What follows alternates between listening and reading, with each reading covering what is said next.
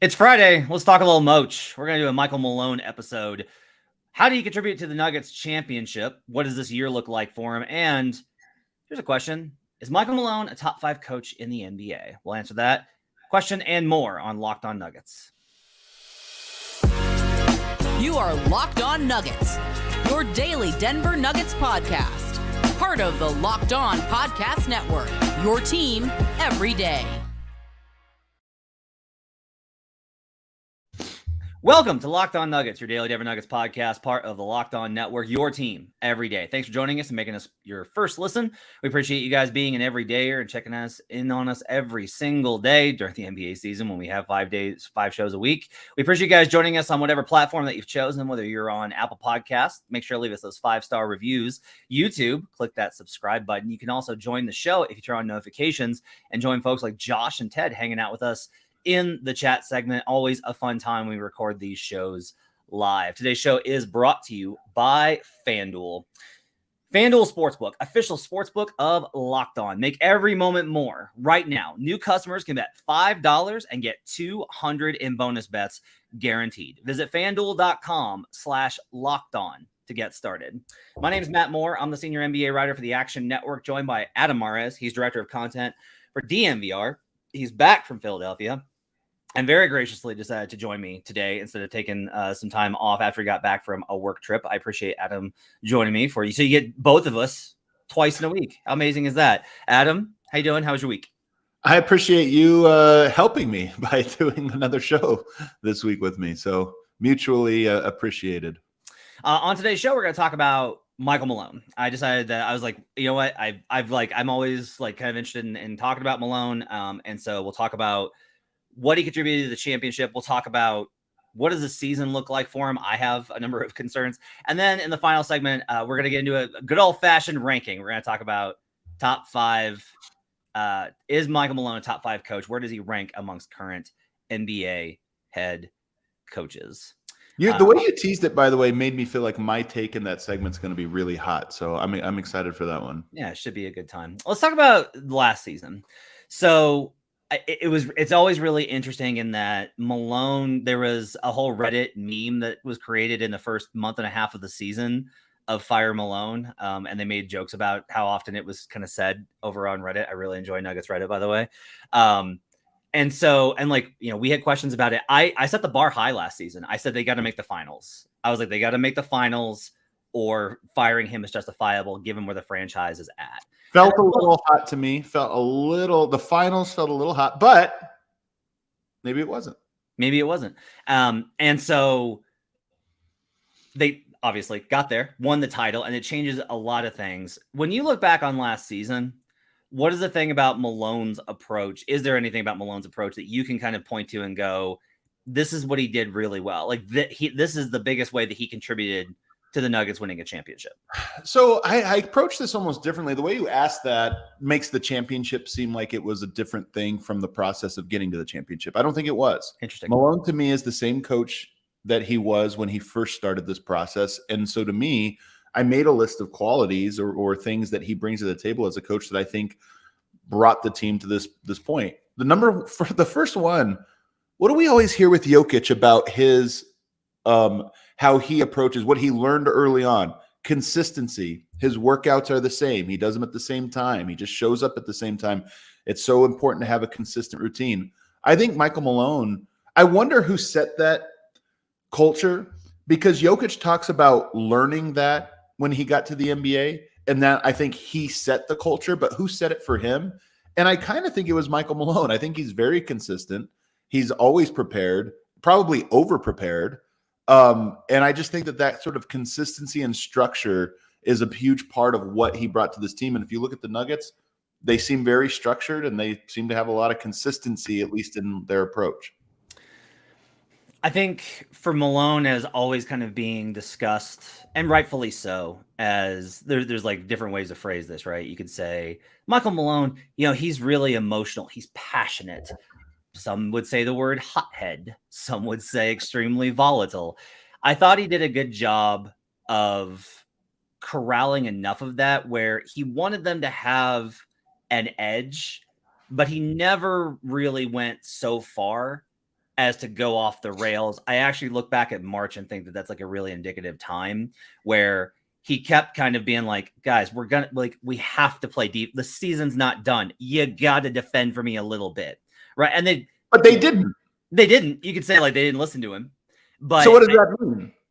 To me, I think a lot of it is he didn't go so far as to be like, he wasn't like, I don't, maybe I'm wrong on this. Maybe I don't remember one of the pressers correctly, but like he wasn't as fuming as I've seen him in different points in the past, where there was kind of I get it. We're going to be the 1 seed. We're getting ready for the playoffs. Let me, I think there is a little revisionist history because where I think you're right is if you go through the playoffs, Michael Malone was calmer than he's ever been, especially for playoffs. And I think he felt the stakes the way you did. Like, hey, I got to get this. I got to deliver now. Like, I'm on the clock. And yet he was so calm. But I don't think he was that in March. I think in March, he legitimately didn't know what was going on with his team, probably suspected what we all did, like, okay, they're getting ready for the playoffs. But I think he was uncomfortable. I think once he got into the playoffs and saw how his team locked in, I think there was a real calmness to him. And honestly, it was halfway through that Phoenix series where it really kicked in, where I think he was like, okay, this is a grown-up team. I don't have to do the crazy stuff. There's a bunch of things, and there are always things that you can criticize with a coach. Like Warriors fans criticize Kerr, and Spurs fans, honestly, like even during the heyday, did criticize Pop. Like I got a lot of that. I've seen a lot of that action. It's natural, and that's a fan's right. It's to criticize both players and coach. One thing I do think it's interesting is I've constantly said this is a coach is day to day is so many decisions. It's like hundreds of decisions across a week. And those are all kind of the product of a lot of this. One thing I do think that's interesting though, as you kind of mentioned this, you said uncomfortable. With the Nuggets, I genuinely want to get your thoughts on this. I'm really curious as your feelings. Do the Nuggets need Malone to act as the uncomfortable one because of the makeup of their roster and the identity of their superstar? Or do you think they would genuinely be better with a coach like Steve Kerr, who I think is one of the most laid back coaches in the league? Like Steve doesn't get bothered by almost anything. He just kind of rolls. I think the Nuggets are in a different phase right now. And Steve Kerr is a guy that arrived to an already established team that hadn't gotten over the hump. So he was different. Malone cultivated this team over the hump. He led them over the hump.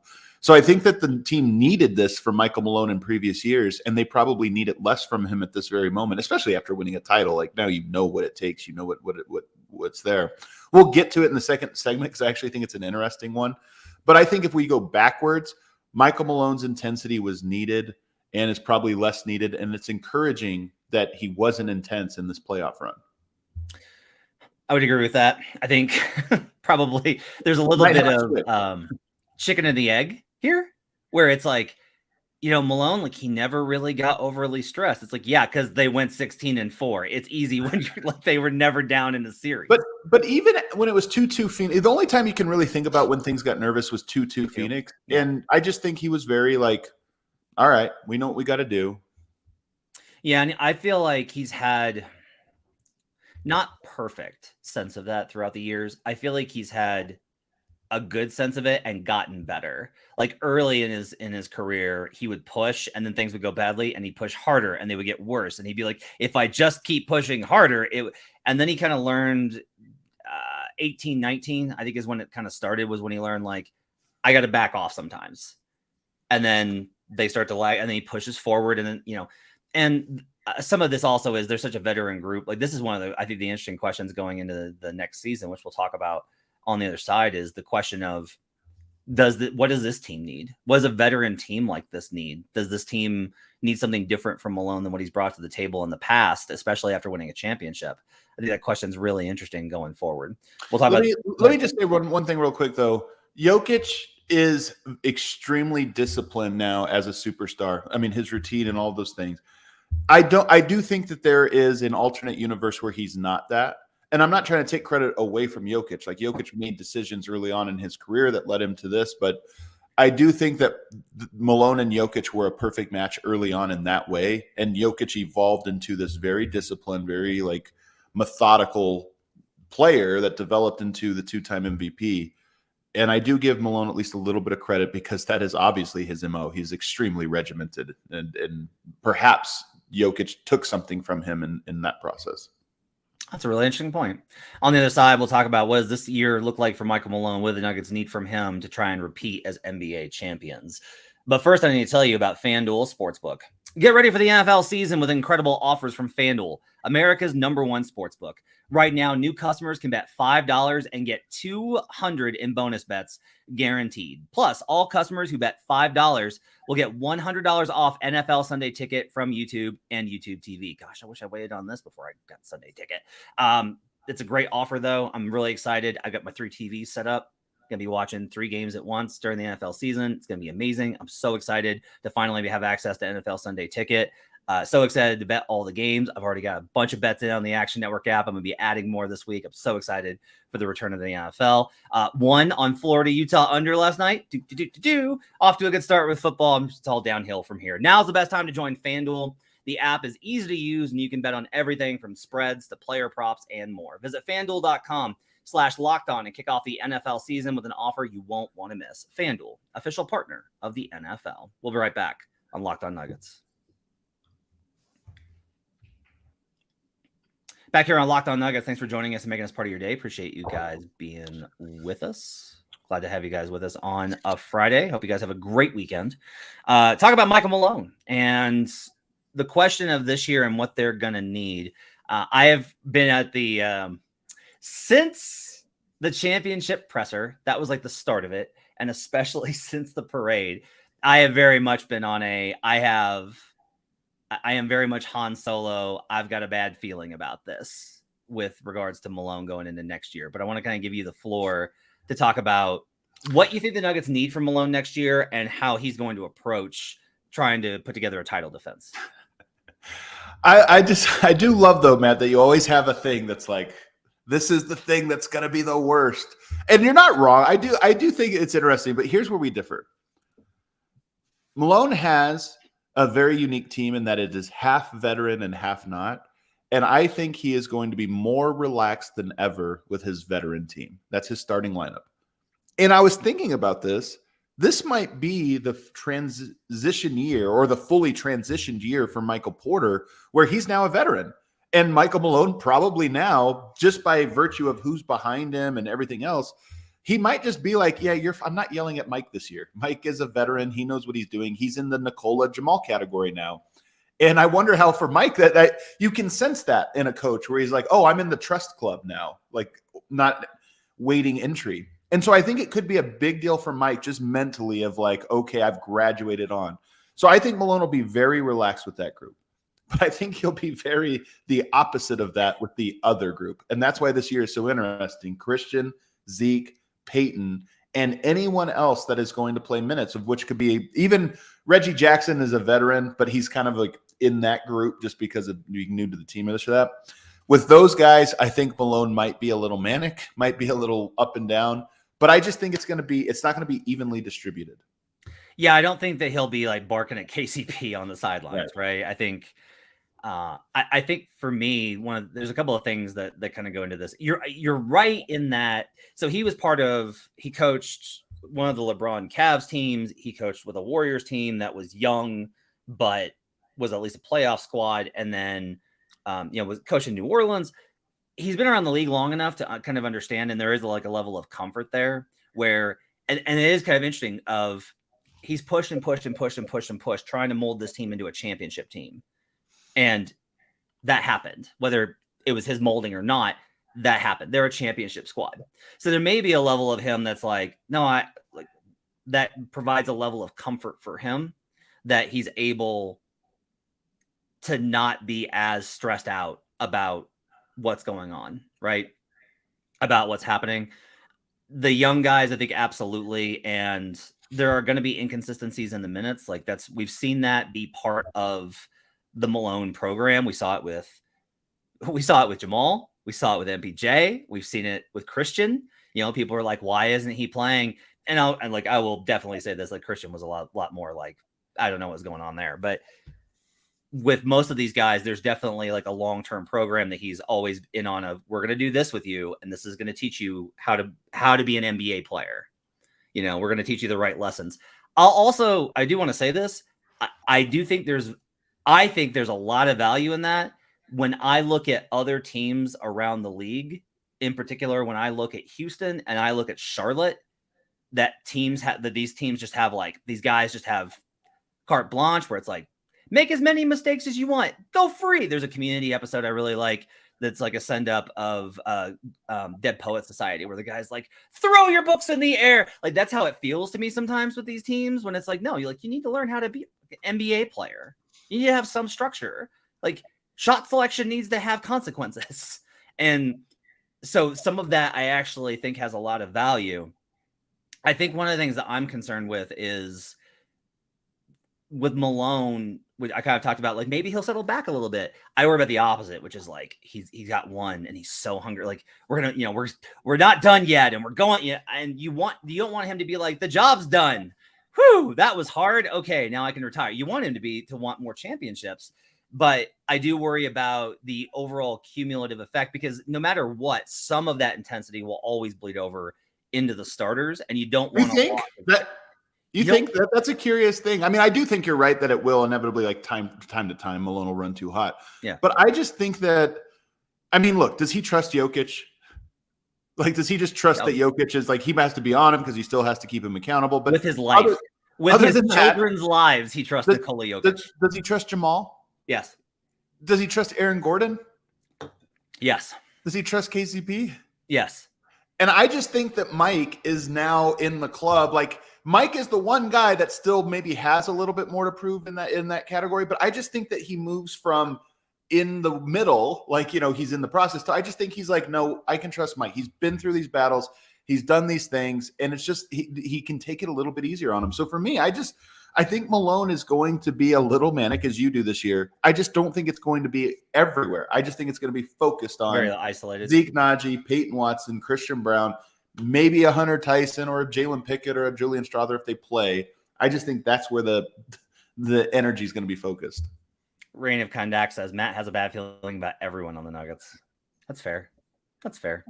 I don't know if I don't have a bad feeling about Nikola. I'm like, he's going to be Nikola no matter what. Like, I think the Porter piece of this is the most interesting though, because I've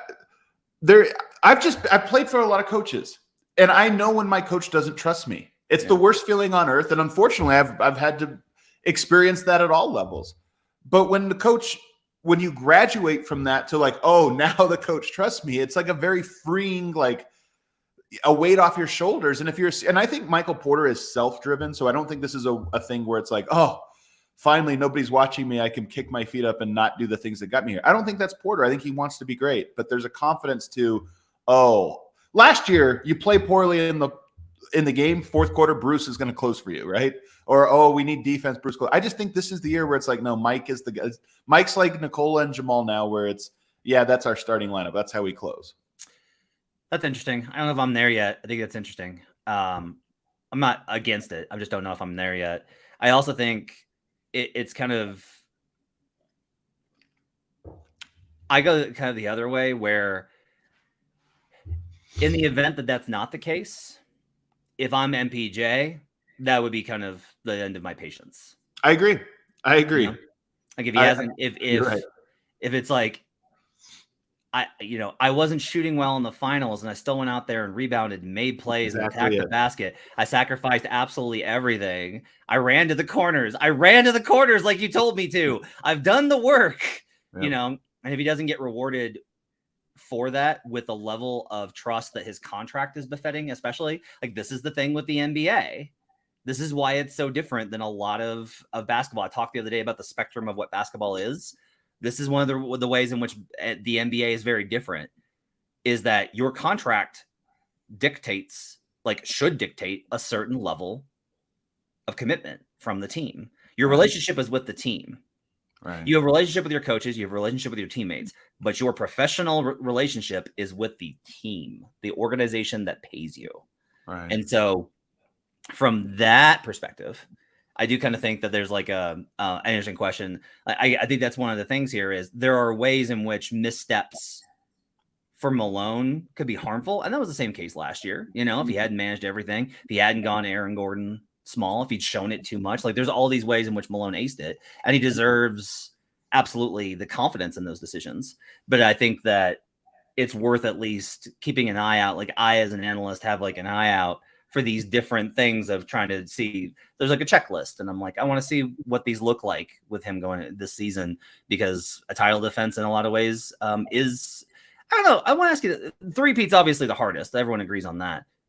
Is the repeat harder or easier than the first one? I think it probably is different year by year. Yeah. So this year, I think, man, I don't know. I don't know. Denver will have confidence. They have more continuity because KCP was a new piece and Aaron Gordon had not played with Jamal. So that was a little bit, even though the team is somewhat had continuity, it felt like a new team. Whereas this year, the starting lineup has total continuity. Yeah. So parts, I think it'll be easier for them to become who they are because it's going to be natural to them. But it is going to be harder in that everyone is gunning for them a little bit more. Teams have had a summer to kind of say like, okay, we need to change our roster to fit what they're doing. I think it'll be more challenging in some ways, but easier in others.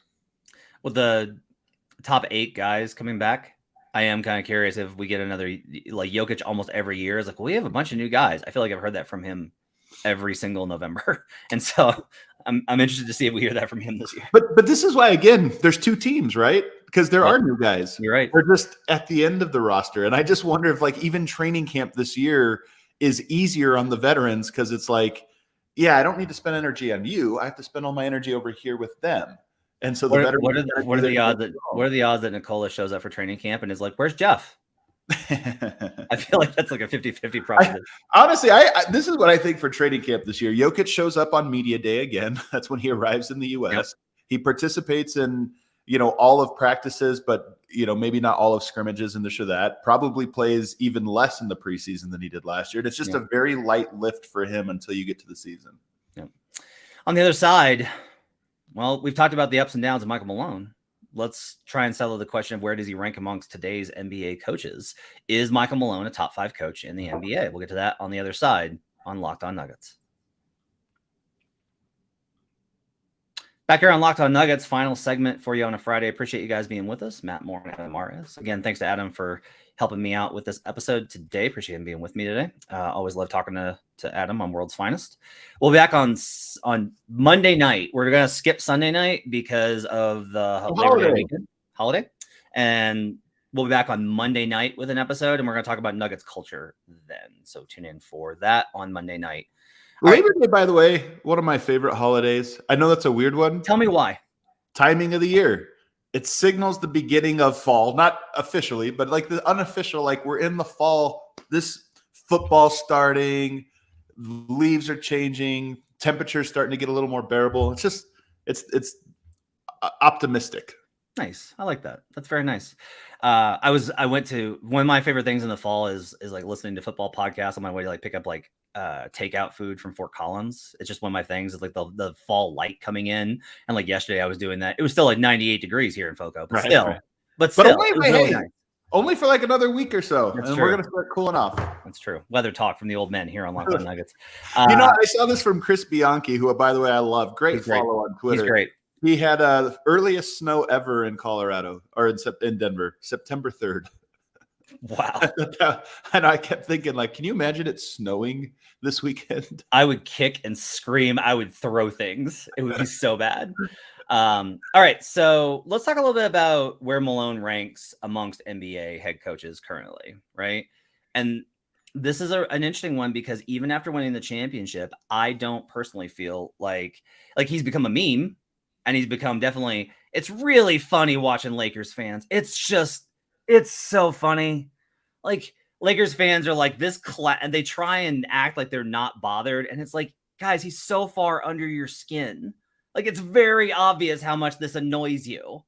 Like, you should just, and it's Lakers, so they can't admit it. That makes it all the funnier. Like other teams would be like, yeah, I hate that guy.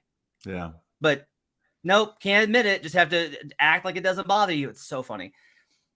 He's a meme, but I don't feel like Malone has really garnered the national kind of respect. I think there's a love from Nuggets fans, but I'm not sure that he's being talked about as, wow, what a great coach, even after winning a championship, which is a little surprising to me, given it's not like it's not like the Nuggets were a 40-win team and then won a championship in a one-off. Like this team has been a 50-plus win every year that they've had health, right?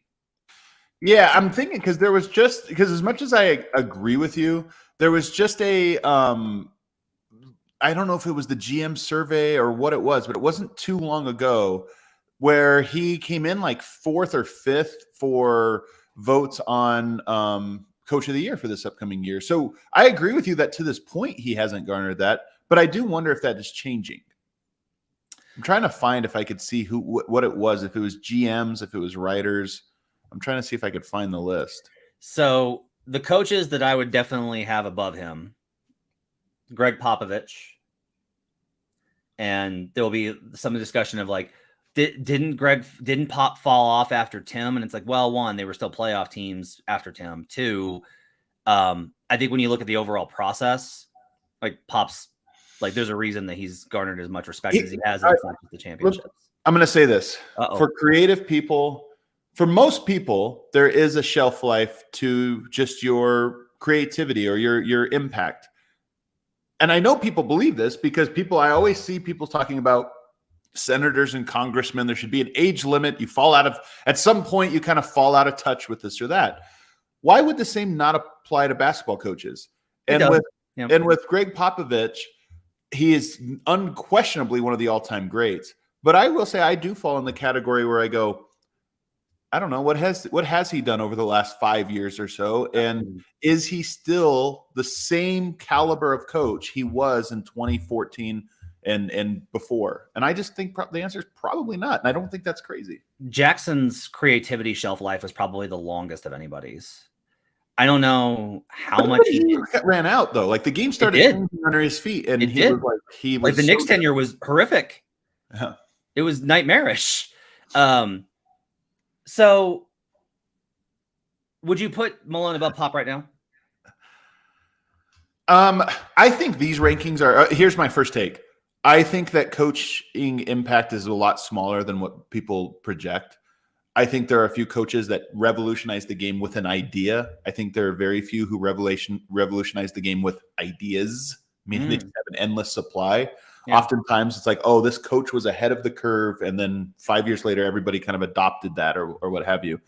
And then second, I think coaches that are bad have a greater impact than coaches that are good, if that makes sense. So that being said, I only had one coach that I thought was so I'm going to cop out and do the Seth Partnow thing. I think it's easier to talk about coaches in tiers than it is to talk about them in actual rankings, because I think it just almost doesn't make sense. I think there's one coach that I would definitively put ahead of Michael Malone in the tier, and that's Eric Spoelstra. I think he's the best coach in the NBA, and on all of the aspects of coaching, leadership, discipline, connecting with your players, and then obviously X's and O's or strategy. I just think Spo is the one guy that I would put ahead of him. And Michael Malone beat his team in the playoff. And beat him in the finals. Also interesting, the idea of Spoelstra is that he's like a 3 or 4 ring coach. Oh, because of the LeBron? It's 2012 and 2013. Oh, you're saying those are actually the only championships he has. Yeah. Like he wasn't the coach for the Heat team that won in 06. Is that Pat Riley? Yeah, it's Pat Riley. Yeah. So just one more. I would put Kerr above Malone. Malone, like Kerr's a little dug into some of his ideas too, but yeah, I do like Kerr. I think he's a great coach. I'm surprised that Kerr is not on your list, because I would think of all the coaches that Kerr is the one that you would probably like the most. So think about it this way. The style of the Warriors is Kerr, right? He took him away from ISO to this. That's one idea. And it still pays dividends because it's the right idea. But beyond that, is there another idea, or is it just like now he's been good beyond that? He embraced small ball at a stronger level than almost anyone else. But again, that was 2015. Like he came in with the idea that changed the team. But is that the one? Like he had one good thing, and I'm not trying to discount how important that is. It's huge. Well, see, and then he did this. And that's interesting, because I look at it as like the offense was small ball for sure, but they played with a lot of centers on offense too. But it was more like the off ball, the constant movement, moving Curry off ball, like the constant motion. defensively is honestly where I think Malone doesn't get enough credit. The 2015 Warriors are the first team in NBA history to lead the league in pace and be number 1 in defensive rating. So he took, and you could, if you actually want to ask about like, was that a totally original idea? And the answer is no, because you can trace that back to Spoelstra and how they play what they called skirmish defense, right? There's a through line there, like there is with almost everything. Everyone steals from each other. But I do think that Kerr deserves credit for the level of the way that the Warriors embraced chaos, especially on a defensive end, to great success. I think he deserves a lot of credit for on that end. Is like when we talk about ideas, I feel like Kerr has a lot of ideas that he showcased during this time that has been in part covered up by the fact that Steph Curry can launch from 38 feet. I think Kerr's a great coach. I think he's in the same tier as Michael Malone. I do think it's fair, again, to say, did he have a bunch of ideas, or he knew what this team needed to be, or what a Steph Curry team needed to be, and that was his genius. But it wasn't like a multi-layered genius. It was just, this is what this team needs to be, and they're still that team. That it's possible. It's just that. I mean, Daryl, you think about like Mike D'Antoni. He did play multiple styles, and I'm not trying to say Mike D'Antoni is above Steve Kerr. What I'm saying is, when you get to the spread out, 5-out style of basketball, it's a great idea. But then what are the other ideas on top of that? Is there another one, or it's like, oh no, that just, he revolutionized the game. But now everybody kind of knows this lesson, and we're here. Steve Kerr has Steph Curry, and he had the right way to play with him. But there are a bunch of weird things that have gone on in Golden State that you look at and go, if that was another coach, he'd be like, is it a zoo over there? Yeah, a lot of that I think is just like, could any other coach make it work with Draymond? Maybe. Like, would Draymond have been traded with any other coach? So, okay, Spo's S tier. Malone is A tier. Who else is in that tier with Malone for you? So and this is where it gets even more confusing, is you have coaches. I mean, Malone is more proven now, right? Mm-hmm. So for me, it's Popovich, it's Kerr. Then you get to a coach like Carlisle and Tibbs, who have never won before. Carlisle, and then you wonder, like, yeah, but they've had enormous amount of success, but I guess Carlisle has one. Carlisle has. You're right, Carlisle. So I guess I'd put Carlisle for sure there. A coach like Tibbs is tough because I think Tibbs is a genius, but also he hasn't won, and I think some of that is on him. Like there is a narrow genius to what he does. Yeah. So 2 things here. One, you have in tiers. I do have like a kind of, I think, a ranking in my head. I would put Pop, Kerr, and Spoelstra 1, 2, 3. Not in that order. I would put Spoelstra 1, probably Kerr 2, honestly, and then Pop 3 at this point. And then 4, I would have Michael Malone. I would have Carlisle right behind him. Rick's an amazing coach, but Rick, all of the things that Nuggets fans like criticize Malone for, let me tell you about Rick Carlisle and how his relationship with some players have gone, especially point guards. By the way, I've heard in Indiana that he's maybe like softened up a little bit. Like maybe he's evolved I think he learned his lesson from how Dallas ended. I think it was kind of a humbling thing. This is the other thing about coaching. Who did Carlisle have when he won a title? Dirk. At his absolute apex, playing unbelievable ball. Michael Malone has Jokic. And do you wonder, like, Carlisle's reputation is that he can be a little too hot, conflict with his players, be a little too overbearing. You can imagine taking Jokic off this team when Michael Malone spiral into being too controlling, like almost certainly. So yeah. Oh, both man. Both great coaches, both deserve the wins that they got, but they are saved in part by, as all coaches are, by having great players that kind of are easy to manage. Malone with Luka would be yikes. Nurse, one title. Hey, one title. 2 years ago, Nick Nurse was considered to be like a top 3 coach in the NBA. He was, but a lot has changed in those years. Agree. That's the thing. You were early on this. You get a lot of credit for it. Yeah. I talked to Nurse when he was in G League. I think Nick's incredible. However, like we saw at the end of the Raptors tenure, a lot of it is when you only have, like, you talk about ideas, there's also like when you only have so many tricks in the bag, it gets to be pretty difficult. And also Pop talked about this at his Hall of Fame speech about how he was like, look, the X's and O's are whatever. We've all seen all the same things. We all know all the same stuff where everyone steals from each other. He's like, it's about the relationships that you build. And I do think that that's one area where Nick Nurse benefited from what Dwayne Casey built. Casey did not get credit for it. And then once that started to fray, once it became like the strength of your relationships, that Nurse's value across the league as a coach kind of went down. Right. Like once you've got to have, because here's another interesting one. James Borrego is almost universally raved about for his X's and O's. Like, and if you go back and you watch the Hornets under Borrego, there was so much stuff I liked about them, from their defensive versatility to the sets that they run to how he tried to build the offense. But the problem was that Borrego couldn't handle the locker room. So it was a disaster zone. It was a hazmat zone.